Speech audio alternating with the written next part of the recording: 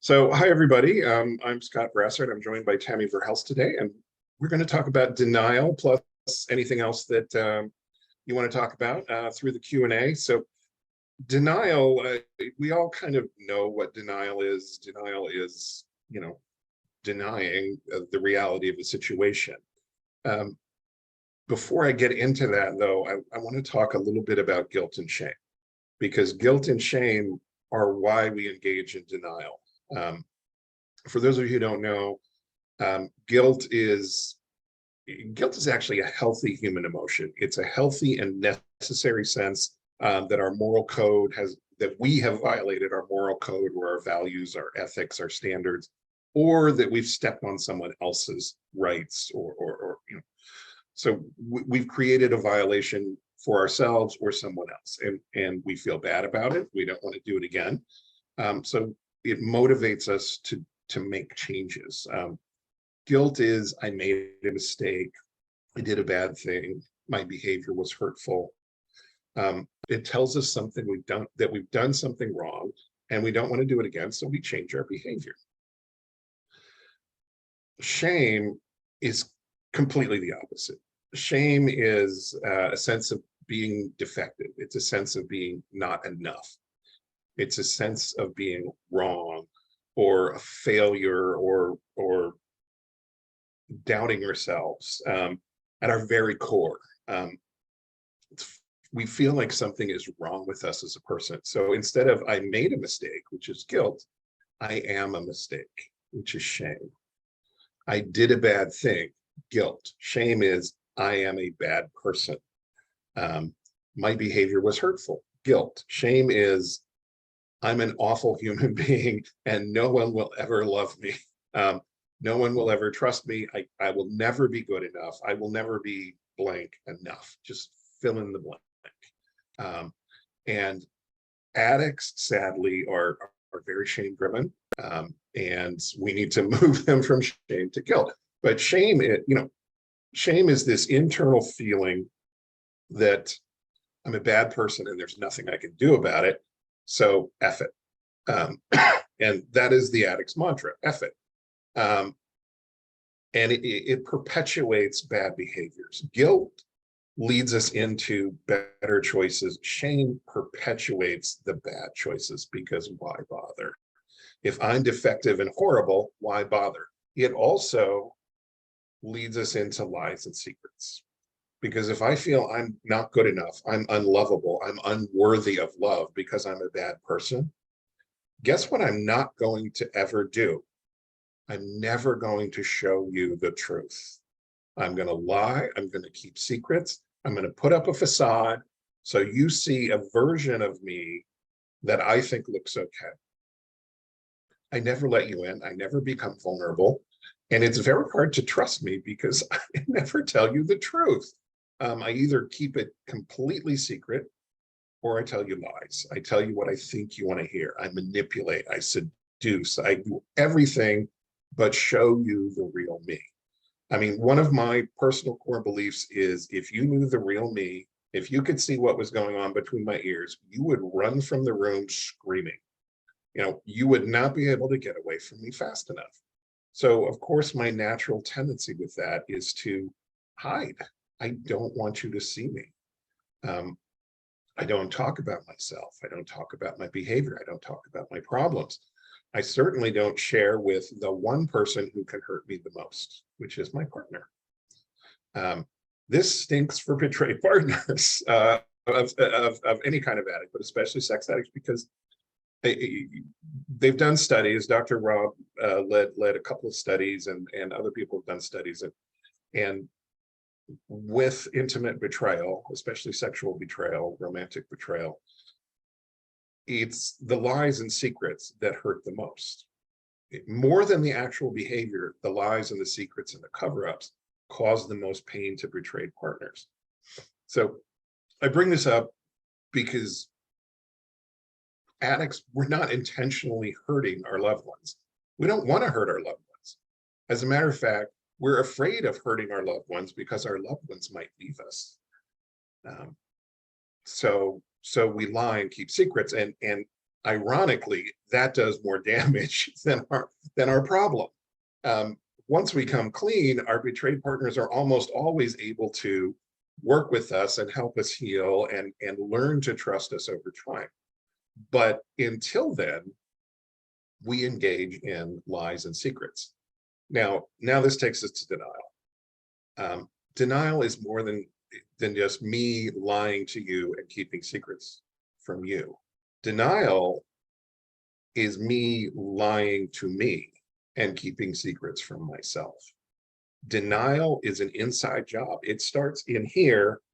And when I finally believe the BS that's going on in my head, then it will come out of my mouth. And because I've convinced myself to believe it, I expect you to believe it. So it starts with me. I have to believe this stuff, even when logically I know it's not true, but I have to believe it as a way of justifying my behavior and, more importantly, keeping myself safe. Because I'm so shame-based, I can't let you see. So there are some ways that addicts do this, and you know, all addicts do this, but particularly sex addicts. So I want to go through those real quick. I don't want to take too much time today, but type your questions into the Q&A about anything. So the first one, and the most common one, is what we call blame or externalization. You know, oh, well, after the kids, my wife doesn't want to have sex all that much. And Bob, it's her fault. No, it's not her fault. But, you know, addicts can, you know, she gained 10 pounds. She must not love me. You know, I guess I'll go get some elsewhere. Blaming the wife for your decisions is a terrible idea, or blaming the husband for your decisions is a terrible idea. They did not put a gun to your head and say, go cheat. If you have an issue, like the ones I just brought up, talk about it. You know, you don't seem to want to have as much sex after the babies. You know, can we discuss it? You know, this is why we have couples counselors. It's not a license to go cheat. Entitlement is the next form. A lot of sex addicts come up with entitlement. I work really hard. I support my family. I never complain. And, you know, this is my release. I deserve to do whatever. You know, run it by your partner first. See if they're okay with it. Maybe you do deserve a treat, but maybe not the massage parlor. You know, justifications. If I was in a relationship, I'd be having sex all the time. So why can't I have sex all the time when I'm single? I get this from app users and porn users, you know, not in a relationship. So, you know, minimization. Oh, I love minimization. You know, it's only porn. It doesn't count as cheating. It's not really cheating. Ooh, really? Ask your partner. Ask your partner. You know, all I'm doing is a little cocaine when I have sex. It's not like I'm injecting meth. I hear that from the chemsex guys. It's like, okay, just because you're not injecting doesn't mean you don't have a problem. We minimize. We rationalize. Everybody looks at porn. Everybody plays around on hookup apps. Everybody cheats on their partner. No, no, and no. But we convince ourselves that these lies are true. Victim mentality. Tami, I'm sure you've heard this. We're both in AA. Pour me a drink. That's an AA saying. And it always gets a chuckle, but it's true. You know, oh, my life is so terrible. If you had my life, you'd drink too. If you had my life, you'd cheat too. If you had my wife, you'd cheat too. And then my last one is just this, what she doesn't know can't hurt her. And that's the biggest lie of all, or what he doesn't know. What my partner doesn't know can't hurt my partner. That is absolutely ridiculous. Betrayed partners, the betrayed partners in this group, you all know that you knew before you knew. You knew something was wrong, you didn't know what. Worse still, you probably blamed yourself. What am I doing wrong that he is emotionally distant? What am I doing wrong that he or she is not around as much? What am I doing wrong that we're not having sex as much?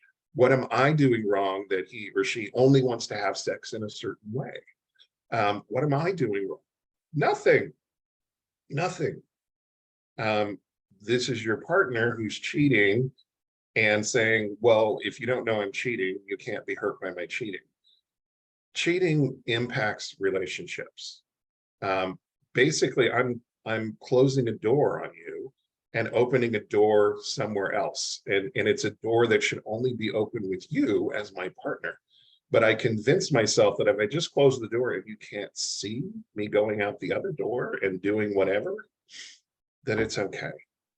It's not okay. It's not okay. Breaking through denial is a really interesting process. I'll give my personal example. I was in treatment. This was 22 years ago. And I was deeply in denial. I'm a very intelligent person, and boy, did I have all kinds of justifications and rationalizations and minimizations. And the therapist there, they finally said, okay, you're going to write down on a piece of paper all the reasons that your behavior is okay. So I was like, okay.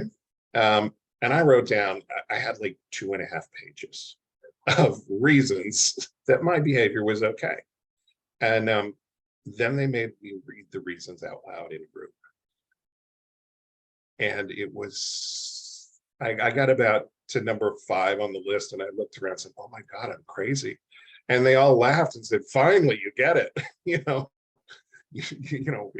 but I just thought if somebody else was engaging in these behaviors, they would have a problem. But it's okay for me because, and I had 100 different reasons why it was okay for me, but it wouldn't have been okay for Tami. Well, it's not cheating for me because it's not probably, it's not illegal for me because it's, all this craziness. So that's denial. But the fact of the matter is, in my active addiction, I truly believed the insanity in my head. I believed my own lies, and the stuff that I was really struggling with, I just locked it in a box. I shoved it in a box, closed the lid, locked it, and pushed it into a back corner of my brain so that I didn't have to think about it. So when I say I lied to myself and I kept secrets from myself, I really kept some secrets from myself. And it was only in recovery that those boxes got opened and dealt with. So the last thing I want to say is part of overcoming denial is identifying it. We have exercises in the sex addiction and porn addiction work groups. We spend an entire week on denial. And there's exercises, and the guys always come back and I make them read their embarrassing bits of denial because, I had to do it, and it was eye-opening. Worked for me, it'll work for them. But the second part of it is taking accountability. So the examples I have on my sheet here are language without accountability is I usually wear a condom. Language with accountability is I've had unsafe sex with prostitutes at least 10 times. That's accountability. There's a big difference between, oh, I wear a condom usually, and I've had unsafe sex with prostitutes at least 10 times. Very different.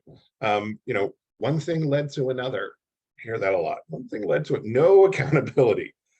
I decided to get high and hire a hooker. That's accountability. I decided, I chose, I did. So it's a big facet of recovery. So I'm speaking a lot to the addicts here, but I'm also speaking to the betrayed partners, going back to what Tami mentioned earlier with Kristen's webinar earlier, signs to look for that your addict is actually recovering. If your addict is taking responsibility, is using accountable language. Yeah, I made a bad decision to do this. I'm really sorry. I'm working to change. Here's what I'm doing to change. Those are signs of recovery. Oh, it's not a big deal. That's not a sign of recovery. Calm down.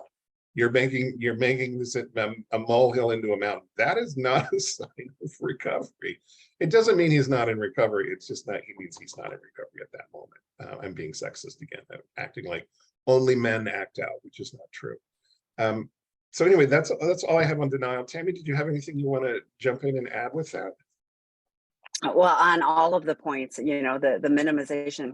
Yeah, I often say, addicts are lying to themselves and everyone else, but part of it is we don't know how to live without our maladaptive coping mechanisms. So we are deeply committed to hanging on to that. So we have to continue the lies until we stop continuing the lies. And I love what you're talking about, the clarity and taking accountability. I was reading somebody's I saw somebody's aftercare plan recently, and it was so, I was like, it was wishy-washy. There was, it was, I was like, what does this even mean? What are the action steps that are going with that? I mean, it wasn't going to serve that person well, for continuing a recovery journey. I think, were just manipulating and trying to, well, I know for sure they were trying to manipulate their partner. So, and partners often get, because they wouldn't act like this, so they're trying to figure out, how can my addict do this? And even, the shame that, I mean, sometimes shame is internal, sometimes shame is from external, that you're so bad, etc. So understanding that this is complex. What you're talking about is, the complexities of all of this. This is not easy stuff. Some of it's pretty simple, it's changing our behaviors. It sounds really simple, but we have to take those action steps. Denial, you and I both have been around long enough to have seen a lot of people who have some period of time in the program, and then denial catches up with them. They quit doing what they need to do to take care of themselves. And it's gradual. It's so insidious. But I can really cut believe back on my meetings. I can. yes. I don't need to check in with my sponsor every day. Yeah. Yes. Yeah. And it's just my group of friends, so I'm going to go hang out with them. One of the things that you said is, like, when you were talking about going to treatment, and like, it wouldn't be okay for other people. Lots of people hang with other people who are doing the same things. Well, everybody has affairs. Like, all of my friends, my golfing buddies are all, they're all, they're all, hooking up on the side. So you tend to hang out with people who are going to help you be okay with all of those behaviors. So I love that the confrontation, so to speak, with your treatment was write it all out. And of course, you are bright. You would come up with 2.5 pages of justification to continue yours. For me, it was the flip side of it was, like, I just didn't know how to live without it. So I needed people to show me, you will be okay. You don't need these things. You can be in connection with people and not doing all these other crazy things. I didn't know how to do it. So Yeah. Denial is real. Denial is pervasive. And unless we stay accountable, we can easily slip back into that.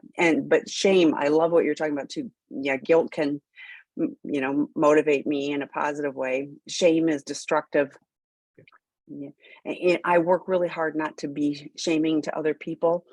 I have to also work on not being shaming to myself. I still have those, those tapes, like every now and then I'll go, oh, I'm such an idiot. Like, and that's what I say. And I know where that voice came from, but I have to go, no, I am not such an idiot. That wasn't my best move. I have to reframe it and go, okay, that was not great, but I can change that. But I am not core value an idiot, but I know I've learned how to do that. That's what recovery is. One of many gifts that recovery has given me. So Yeah, it's a journey. You mentioned talking to other people and connecting with other people, and that is the antidote for shame. It's also the antidote for addiction. Brene Brown talks about shame thrives in darkness. It withers in the sunlight. The way to get rid of our shame is to fact check it with people, with our support network, because 99.999% of it is not true. It's stuff that people thrust upon us, and we had no resistance to it. And like Tami said, our whole addiction is about, we don't have any other coping mechanisms. And the reason we don't have any other coping mechanisms is because of shame. Shame causes us to hide and keep secrets, so we never get any coping mechanism other than the addiction. which takes us out of the pain of that feeling. So yeah, we should jump into the Q&A. Well, we do. I'm going to add one more thing too, because you touched on it too. It's that we perceive that we're less than. We may act like we're more than, and you've used before, recovery helps us right size. And that is the shame reduction, but also the not being I'm smarter than, I'm better. And I hear often, it's always interesting. I go to my personal meetings and the people that are sharing, I really struggle because I'm so much smarter than, and I was like, yeah, and here we all are, but for those that stick around, they get it and they get the help. But nobody comes to these groups. Nobody's going to 12-step. Nobody's going to treatment, because they figured it all out, so having to remove the I'm so darn smart, you were in treatment. They were working on you extra hard. You had to write 2.5 pages of stuff of reasons why, and ultimately you go, oh, wait, and that's what it is. It's those aha moments of, oh, wait, now I'm willing to hear and learn. So willingness is the key. So, okay. My SPA husband is also an adult child of narcissistic, unavailable parents who made him feel responsible for their emotions. One of the biggest issues I seem to be dealing with is he projects his feelings onto me by creating situations for me to react. I don't always catch what is happening. How can I protect myself or arm myself to see his projections coming? That's a great question. And it does explain a lot. It's not an excuse, but it is a reason. And that's true of, Enid Gray wrote Neglect the Silent Abuser. And it talks about those that were, parents didn't have the bandwidth for a variety of reasons. I can only imagine how broken his parents were, and what he had to contend with to become a functioning on most levels adult. So Scott, what are your thoughts on that? Well, first of all, addicts of all types are the product of dysfunctional families, one way or another.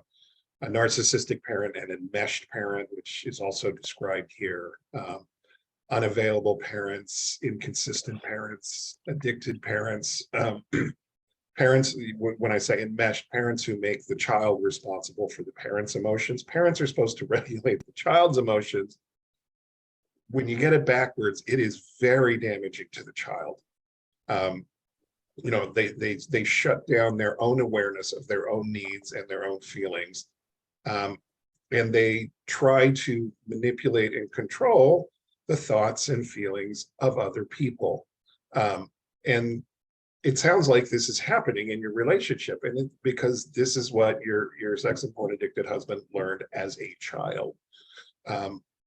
If I want peace and calm in the house, I'm going to have to manipulate mommy or daddy or whoever it is that's creating chaos in the house right now.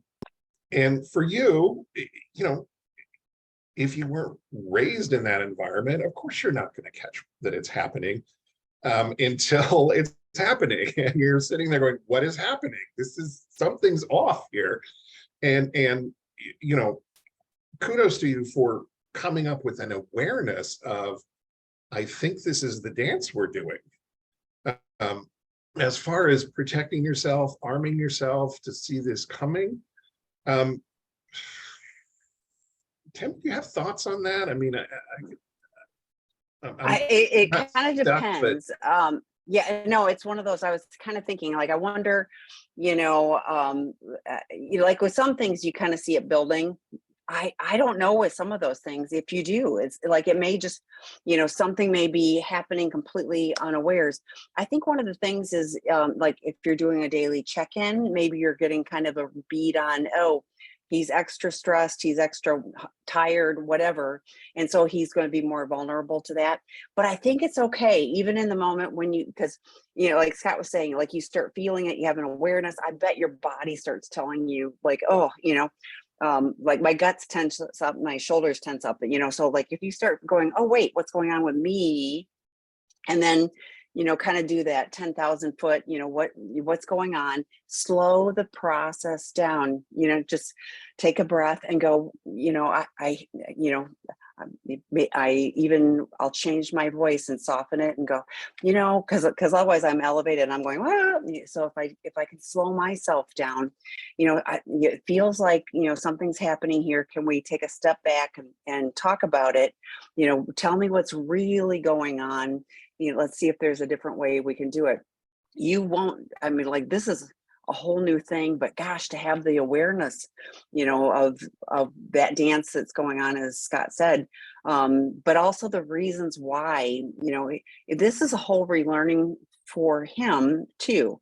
I'm really clear, and I've shared this before, but like the serenity prayer for me was huge of what I have control over, and it's only my actions and reactions. I've got no control over anybody or anything. And so, but just like I would say it as a mantra, and I would slow myself down and go, I can control my actions and reactions. I can control the mess I'm about to make, and cause hurt in a relationship, or I can go, let me do some calming thing for myself in the moment. But he's got to learn. But I think you having that awareness, being more emotionally intelligent, so to speak, and then you're just going, wait, let's just slow this down and step back rather than jumping in the fray is my thoughts. Yeah, I was actually thinking about step 10, which is a periodic inventory of what's happening. For addicts, it's, what am I feeling? What caused me to feel this? Do I have a part in it? And whether I have a part or not, what can I do to remedy the situation rather than making the situation work? Step 10, 12 steps work just as well for non-addicts as addicts. It's shameless self-promotion. You mentioned Kristen Snowden earlier. She's my co-author on a book called Life Anonymous, which is written primarily for non-addicts on how to work the 12 steps. I shared this on another webinar earlier this week too. Tami comes prepared. I don't have a bookshelf behind me. So yeah, but it's basically what Tami was talking about, doing some kind of a check-in and, grounding yourself and realize this is not about me, this is about him. Mm-hmm. And he's going to have to heal his half of it. And you can set some boundaries, and you can, come up with some code words or something. I'm a big fan of code words.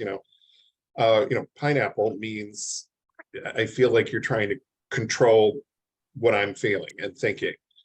Could we pause for a minute and see if that's actually what you're doing? And he might go, oh my God, I am. Or he might go, no, and get all defensive. Mm-hmm. I don't know. This is why we have couples counselors, mm-hmm. because they help us work through these things. But it's a great question. And it's a dynamic that happens a lot in addict relationships. So I don't want you to feel like you're alone. This happens a lot. No. Yeah. And I think when it's not happening, I always think having a conversation about this when it's not happening, to say, like, I understand, with the family environment, it wasn't safe. But when I see you coming at me and trying to shift it to me, like, I'm trying to figure out how best to diffuse that in the moment. Can we come up with a code word? Can we say pause, or whatever? So creatively, the two of you problem solve. So it isn't just on you, but the two of you can look at it and go, yeah, yes, I do, tend to do that to you, and I don't mean to, but so what can I do? Yeah, but I think in the not moment, having a discussion and saying, we don't want to keep doing this. I always call it the negative 2-step. When you're doing this, these problematic dances, it's not good for either of you or your relationship. So there's ways to do it differently, and what's going to be helpful for each of you in that moment, where you can take a breath and get grounded. But I really think slow everything down. Just wait. This feels like it's starting to go. Can we take a pause? Can be helpful too. Okay, next question. It's interesting how both the betrayer and betrayed often have shame. That is so true. Guilt and denial, just from different perspectives. As a betrayed, there were all of these thoughts of, wasn't I good enough, or did I not do enough? If I would have done this, might not have happened, whatever it was. Then we deny what our gut is telling us. We fight the truth We don't want to feel this pain. We deny ourselves the real truth. Only through recovery work do we really learn this and how to recover. It's so well said. So yeah. This is a really common pattern for betrayed partners. First of all, you're right. I mean, there's not a person on earth who doesn't have some amount of shame. Maybe there are. I haven't met them. I'm not sure I want to. It would be a little too perfect for me. But so yeah, but betrayed partners, you do a lot of blaming yourselves. You know, what have I done to cause this?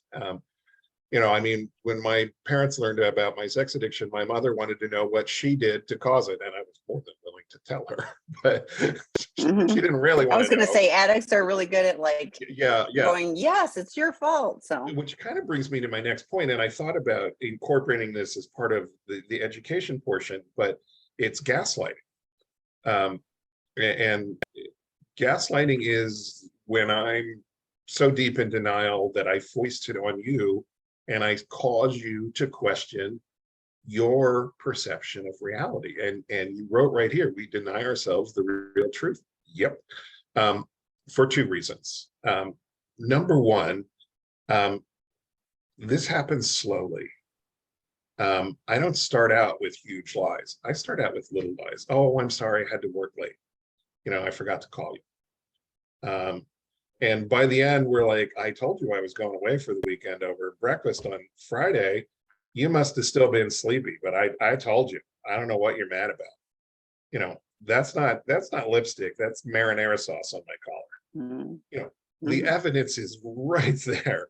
You know what you heard. You know what you saw. You know what you found on the phone. You know, and yet you deny yourself the real truth because you've been inured and inculcated. I don't know. It started small and it gradually worked its way up until you kind of got used to it. And you want to believe your partner. Of course you do. I mean, yes. I want to trust my partner. If I can't trust my partner, who can I trust? So I want to believe you. So in the beginning, it's easy to believe you. And as the lies get bigger, well, this is, you know, not that different from the last lie, even if it's a little more of a whopper.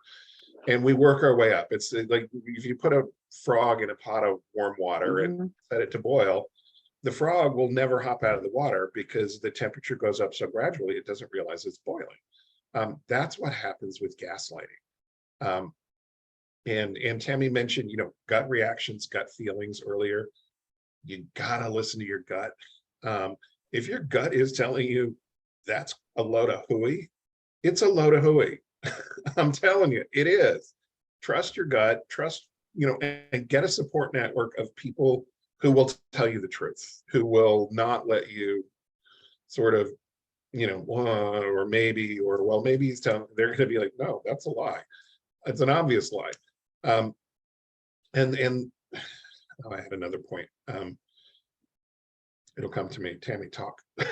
Well, okay. So, and shame is useless, as Scott was just sharing about, you know, the guilt is not yours. You know, I hear lots of partners who are like, you know, what's wrong with me that I married, let's say married this person and I didn't know, and how could, you know, and unfortunately, and I hear this way too often, society or your friends or family, you know, I talk to lots of people. I hear that regularly too, that, you know, it's your fault that, you know, as the spouse that he is doing whatever, and it's not. And so, as Scott just said, finding support people who will affirm that it's not your fault. Addiction is complex. We've talked about that. It's complex. It's not, it's a brokenness, but it is not a moral, that, you know, it feels like it because of the behaviors that come out of it, but it really comes up from a brokenness, or as the last one we were talking about too, you know, all of the inadequate parenting. I'm not even going to say bad, the inadequate parenting and support that kids receive. These are maladaptive coping mechanisms. And again, as I mentioned earlier, I can't, you know, I had a hard time imagining how I could possibly live without my, my coping mechanisms. They were so, that was the only thing I knew. My world was really small because that's what I knew to do. And recovery has given me just, the multitude of connection and experiences, and the ability to look myself in the mirror and see a person of value, to have good relationships with people. It changes everything, but it's a process. But I hate when I hear partners taking on the guilt and the shame. You have enough dealing with betrayal trauma that adding shame and guilt is just hurtful. So Yeah, I was going to talk about relationship ambivalence and how that comes from this, but that's like a whole webinar by itself. So let's just go to the next question. Okay. What if an addict stays in denial and acts out again after choosing addiction over their relationship? Should the ex-partner move on, focus on themselves and not say anything or reveal what they see and hear, especially when a sex addict is as sick as their secrets? To me, everybody needs to make the choice for what they want to do. But if somebody, it would sure be healthy boundaries for you. Like how can you be safe in a relationship when you know your addict is continuing to act out? And for lots of people figure out they've got a whole support network, they have a life, and for financial reasons or whatever, there's a reason why they stay, but they really are good about taking care of themselves, because otherwise you're at the whim of the next time you hear about, because you'll hear about the stuff, and then you're so tied to emotionally all of those things. So if you are able to stay, but it does say X. So I did catch that too. I was noticing that. I was like, if should you're the already ex-partner referring move to on? yourself. If you've already moved on, then what they choose to do is like they're no longer. So I picked this up a few years ago, Not My Circus, Not My Monkeys. And that has been super helpful for me. I used it again earlier today. There are situations and people, and I mentioned earlier the serenity prayer. What do I have control over? My actions and my reactions. There's so much in the world that, of course, if they just did what I wanted them to do, well, that's not reality. And really, do I really think I know best on everything? Sometimes, but that's not a good place for me to be in. So if it's your ex, who cares?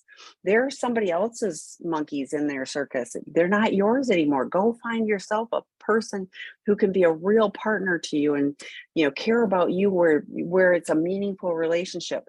Listen to your gut, so that your picker isn't picking somebody who's another version of the same person. Not that I'm saying there's anything wrong with you, but sometimes we get comfortable with those, that chaos and drama.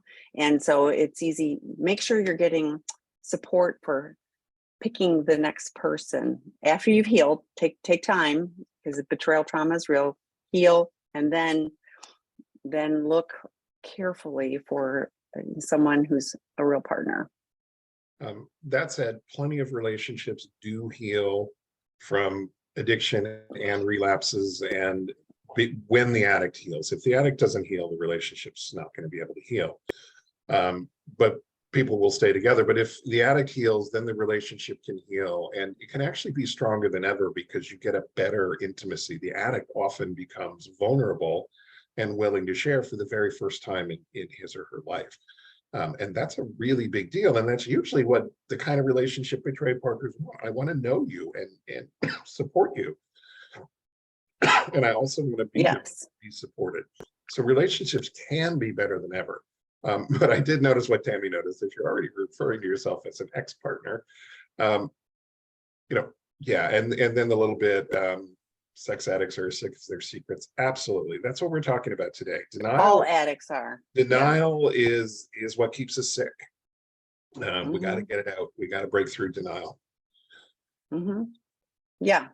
And we can, but this person does not sound at all motivated to do so. So, and we have lots of guys that come to our treatment program seeking integrity. If you're male and you are looking for expert treatment, there's no more expert program. But many of them say, like they're in they've lost people that they really valued in their life, whether they were married or, just in relationships. And they were like, I didn't have to lose that one, but they weren't ready yet, to get help. So, but, those people have moved on in their life. And so it's that boat sailed. So, okay. Denial and recovery for me, I think, comes mostly from fear and the idea that if I needed to show the truth, it would prove that I'm defective and incapable of changing. If I deny something to myself strongly enough, I believe my lies and I get offended, others don't. No question. Great talk, Scott. Yeah. Well stated, and thank you. Yeah. And that's exactly right. But, and I say it all the time, we lie to ourselves, and that's what you're saying too. Can a man use ED as an excuse to act out with porn and chat room webcams and call this I'm almost laughing. I'm sorry. It's not funny, but yeah, can he use it as an excuse? And call this justification because of his shame? Does this happen often with mother enmeshed men with ED? Often does this lead to addiction? Okay. Porn and erectile dysfunction travel hand in hand, first of all. No pun intended. Yeah. The mother enmeshed men bit is just a complicating factor, so I'm going to kind of leave it out of this discussion. But porn-induced erectile dysfunction. Porn addicts in particular struggle with erectile dysfunction, not with porn, but with a real world partner. And it's a neurobiological issue. Porn, I'm sorry, everyone, it gives us a bigger hit of dopamine and adrenaline than a single real world partner, because porn provides variety. We love variety, and it provides what we call intermittent reward. We never know when we click on this thumbnail versus that, which one's going to be the one. It's like a slot machine. You never know when it's going to pay off. Two of the most addictive things, according to research, are variety and intermittent reward. And porn gives us those in abundance. And then the brain adjusts. What happens neurobiologically, the brain recognizes there is way too much adrenaline and dopamine floating around for too much of the time. So it turns down the volume. So basically our walking around dopamine and adrenaline drop. And then when my wife or her husband wants to have sex with me, they're arousing me, but not enough for me to get an erection. Because my dopamine level, the baseline is too low. It's not that I don't find my partner attractive, it's they're getting me to here, which is not enough for an erection. An erection is up here. I don't know if you can see my hands. So it's common for porn addicts and for sex addicts to have sexual dysfunction issues, erectile dysfunction, delayed orgasm, anorgasmia, which is the inability to reach orgasm. A lot of guys find themselves replaying clips of porn in their head while they're trying to have sex with their partner, which is, really not the kind of sex that they want to be having. And it's certainly not the kind of sex their partners want to be having. Now, back to the denial bit. Can a man use ED as an excuse to act out with porn and chat rooms and web? Yeah, of course. And call this justification because of his shame? He can call it a justification. His shame is he doesn't want to tell you the truth. I mean, I have ED because I've jacked my dopamine and adrenaline system so far out of whack that, my wife or husband, who I love very much and find very attractive, isn't enough for me. There's some shame with that. But really, this is just, this was probably on my 2.5-page list somewhere. Yeah, you can use anything you want as denial. It doesn't have to make sense. And just the last bit about porn-induced erectile dysfunction or sexual dysfunction in general with sex addicts, because sex addicts in general experience these issues, but porn addicts get them worse, is it does heal. The brain, the way that it turns down the volume, suddenly, when you walk away from the porn and the chat rooms and all of that, it will recognize, hey, I'm walking around with not enough. dopamine and adrenaline. So it'll turn the volume back up slowly. 6 months to a year to get back to a normal baseline, depending on your age and various other factors. So there's healing, but this is a common issue, usually porn related, has nothing to do with the partner and everything to do with the addiction.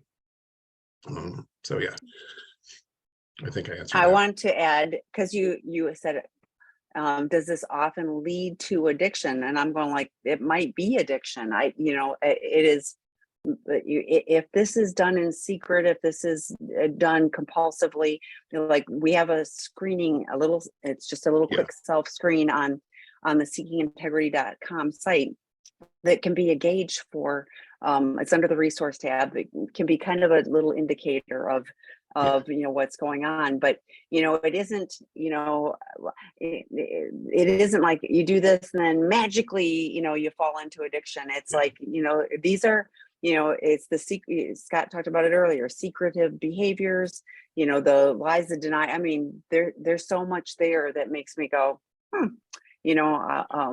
but we can use anything. That's why I was kind of chuckling, and it wasn't funny, but it is because we can use any excuse, even if they make complete no sense to anybody else. I drink because it's sunny. I drink because it's dark. I drink because it's raining. I drink because I woke up today. This is addiction. And yeah, Tammy's right. It's the addiction that's leading to the ED, most likely, rather than the leading to the addiction. Okay, so the next one is just a quick comment. Hello, I want to thank you. All the information given here is very clarifying and validating. Thank you. Okay, we appreciate you being here. Hi, betrayed partner here. Multiple discoveries over 17 years, emotional and physical affairs, and my husband is an alcoholic. We have both been in recovery since last discovery a year ago. Still no formal disclosure, and we are in home separation. He has shared that he feels very insecure and doesn't feel safe that I am in contact with my ex-boyfriend from high school. This friendship is 1000% platonic, and he has not said he doesn't want me to speak to him. Is this kind of friendship unhealthy for me or for mine or his recovery? Let's flip the script a little bit, and let's say that it's him in contact with an ex-girlfriend from high school. How would you feel about that? Even if he's telling you it's 1000% platonic. Now, having friends is a good thing, particularly when you need support and are going through a tough time. Usually going to any kind of an ex is not the best idea, because your partner, whether you're the cheater or you're the betrayed, your partner is going to feel very insecure, and the relationship will then feel more insecure to your partner and to you. So while we preach friends and support, I'm not sure an ex is the best option. But every situation's different. I don't want to put a blanket over it. But if it was me, I would feel very insecure too. So Tammy, thoughts? No, I agree. I've shared before, Dr. Stan Tatkin did a podcast with Dr. Rob on the Sex, Love, and Addiction podcast series called We Do. And the point of it is, if you're putting the relationship first, then what either of you want is less relevant. It's what's good for the relationship. And this does not sound like it's good for the relationship. It may be good for you, but it sounds like it's not great for your addict trying to be in recovery, a person, or good for the relationship. Here's where I really want to focus, though, is you've been in an in-home separation for a year. You've got no plan for a formal therapeutic disclosure. And I don't hear a plan for, like these are the things that we're looking to do so that we can come together in a different way. Meanwhile, you've got a relationship over here with somebody that you care about that was an ex. So it feels like I'm pointing my attention over here rather than figuring out a plan. I hope you're both working with qualified professionals. This is a lot of stuff. And so I would encourage you to circle the wagons. What do you need to do to get that formal therapeutic disclosure going? And hopefully, I'd love to see you do it, by the end of October at the latest. If your spouse is doing the work, that should be doable. You have any support, and then what's going to start shifting things so that you either split completely or that you can come back together rather than in home separation. So, but it's easy to have these little distractions, and I'm not, but so if you want to repair the relationship with your spouse, and that's the point of doing all of this work, then focusing the attention back on that relationship may provide the biggest dividend. So, okay. All right, next question. I'm a chem sex addict now, 9 months in early recovery. Yay. I feel like I have been following a strong program since my last relapse, and I'm finally making progress, feeling some freedom, feeling less shame, feeling more resilient, connected with my husband, and self-accepting. When I connect with my fellow addicts to check in, I often wonder how I can best be a helpful supporter. When a peer shares with you that you are acting out, or that they were acting out, and you hear that they are not pursuing much of a program except maybe a meeting a week, how do you compassionately support them? P.S. I work the steps with a sponsor, meditate, pray, attend meetings at least 5 days a week, and see a therapist, an accountability coach, a couples counselor, share my weekly drug test with my partner, and engage in fantasy with him regularly. Wow. And look at, you're talking about in 9 months where you are in, so to me, when someone checks it, we share experience, strength, and hope.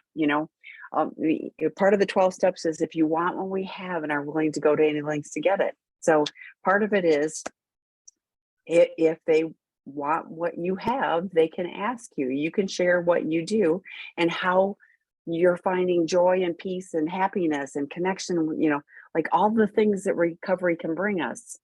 But look what you're doing. You're doing the work. So that's my thoughts, Scott. Yeah, I mean, you can lead a horse to water. You can't make it drink. And this is a program of attraction. If the people who are calling you see you staying sober and improving your life circumstances and having a better relationship and just generally smiling and being happy, they will drink the Kool-Aid, so to speak. That's a terrible metaphor given this situation, but you can't really say, well, you've got to do this, you got to do this. I tend to do things like, I'm going to the 5:30 meeting today. Do you want to come with me? And that's about it. Or I'll say, I don't know, what did your sponsor tell you? And that's about it, because really most of the time when somebody's acting out and they call, they want some support. They want you to listen and have some empathy for them, which you do. You've been there. It's hard not to have empathy for them when you've been there as recently as 9 months ago. And invite them to do recovery with you. I mean, don't say, oh, get your ass to a meeting right now. Say, I'm going to a meeting at such and such. Would you like me to pick you up? We could have coffee at, maybe not coffee if they're a meth addict, you want the caffeine, but we can go have a piece of pie together afterward or something. That's kind of the way that works. And you mentioned you're a chemsex addict. On Tuesdays at 5. I don't know if you know, Dr. David Fawcett hosts a drop-in discussion group specifically for chemsex addicts, and it's a good bunch of guys. I filled in last night, and they're great. So yeah. Well, and I'm going to invite you, raise your hand and be a sponsor. You've got a lot of positive going on for you. Please be willing to sponsor other people. That's how this all works, and people need sponsors who are doing the work. So please be willing to serve in that capacity. You are not responsible for anybody else's, Scott can tell you better because he actually really sponsors people, and you're not responsible for them. But you continue to enhance your recovery, and you can be a mentor on that level to them. And if they're willing. So, Yeah, okay. just another plug for being a sponsor, being of service. I get more out of sponsoring and being of service than I get out of being sponsored and being serviced, so to speak. I learn more, I get out of my own head. It's a lot easier for me to stay sober when I'm focused on helping you when you want help, than when I'm just wallowing in my own problems. So big fan of being of service, particularly in CMA, where people with 9 months or more of sobriety are often few and far between. You can definitely give back to that community in a way that will be really helpful. So yeah. So we've got a couple more questions, and I'm willing to hang in there if you are. But as a healthcare person, if you know someone is harming and abusing another person, is there an obligation to come forward? So why is it okay to focus on yourself and move on when you hear behaviors haven't stopped? I'm a little confused by the question. I think it's going back to, like, if behaviors haven't stopped for someone else, and this may be like the person with the ex, like, Yeah. if you have an obligation to report and there is, certain kinds of abuses, then yes, you do. But I could go walk through my neighborhood and I bet I could find 100 people in close proximity that are doing things that aren't as charitable to other people as possible.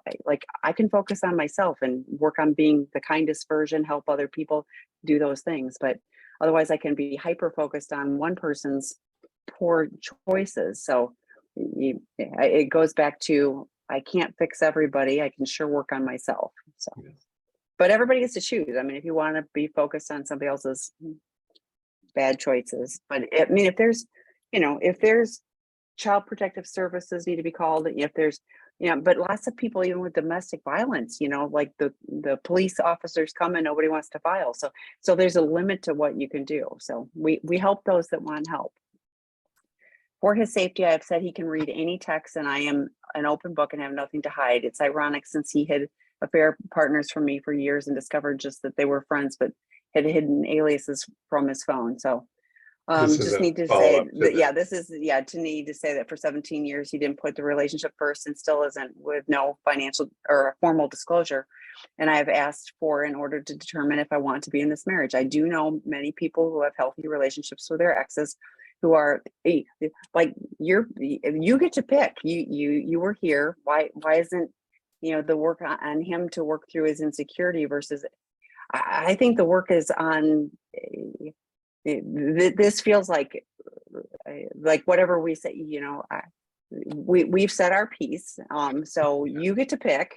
There's no formal therapeutic disclosure, and there's, but it's like, I know partners that have had retaliatory affairs and hookups, and at the end of the day, does it help the relationship heal? If you're looking to help heal the relationship, then what, can be done to do that? For him, I'm not saying the onus is on you. It's like, what is the plan for formal therapeutic disclosure or whatever? Otherwise, if 2 years from now, there's no formal therapeutic disclosure, you're still in-house separation. Are you okay with that? If you are, rock on. If you're not, then what needs to happen in order to be able to help you guys move forward? So, okay, last question. Is it okay for a sex addict in recovery, sober, to use medication for ED, blue pill, when having sex with partner? Is it damaging somehow for his recovery or the relationship recovery? That's a great question. This goes back to the erectile dysfunction that sex addicts and porn addicts have. Interestingly, that erectile dysfunction will not be fixed by Viagra or Cialis or anything else, because it's Viagra and Cialis work on physical erectile dysfunction issues, not up here. So if a sex addict in recovery and is sober, but is having erectile dysfunction because of a physical issue or age, things like that, and the sex with the partner is connected, emotionally connected and intimate, pop the pill if it makes for better sex. It's probably not going to damage the recovery. Now, if you're popping pills to objectify your partner and use your partner like a sex object, things like that, we need to have another conversation. That's not so healthy. But like I said, these pills, they don't work on the mental and psychological aspect of sex. They work on physical problems with the plumbing. They increase blood flow to the genitals, is what they do. But if I'm not aroused enough up here, it doesn't matter what's happening, blood flow in my genitals, I'm still not going to get the erection. So yeah, I mean, safely prescribed by a doctor who fully understands the situation. I'm not going to argue with the doctor. So. Well, thank you for letting me hang out with you tonight. So thanks everybody, great questions, and hopefully the information was helpful. Take what you need, leave the rest. So thank you, Tami, for filling in. We'll see everybody next week. David will be back, and we'll see you then. Bye.